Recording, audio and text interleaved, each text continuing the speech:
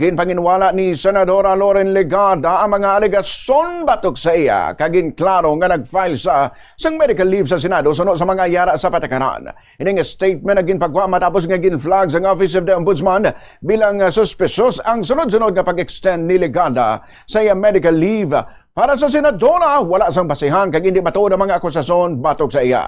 Ginpangabay Maria ang publiko nga tanawon ng tiempo kag sahi sa mga alegasyon antes magatag sang paghukom kung anuman nga espekulasyon. Pahayag sang Senadora, nagasalig siyang malimpyuhan o kung nagasalig siyang malimpyuhan ang iya pangalan kag mapamatudan ang kamaturan sa riyon nga magwa na ang mga ebidensya. Natabo ang iya pagwa sa pungsod sa runga sa mga reklamo nga plunder kag graft batok sa iya kag sa iya anak si Representative Leandro Leviste bangod sa ginaaligar nga alleged ghost solar projects nga nakabalor sa masobra 10 billion pesos. Nag-file siya sa medical leave sa Senate Secretariat sa Agosto 3, 2005, gin-extend sa Agosto 11, 2012, kag ginpalawig pagid sa Agosto 17, 2019.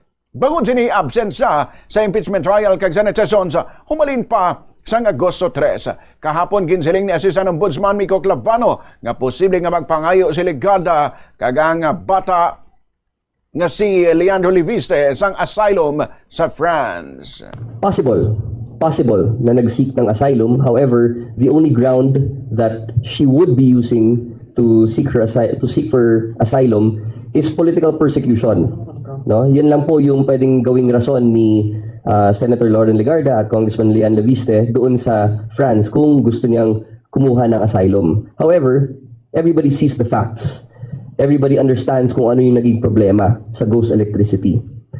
They garnered a virtual monopoly of the allocated amount of megawatts allowed to be farmed, diba, yung solar farm, and yet they did nothing. So hinayaan na lang nila yung deadline na lumipas na walang ginawa.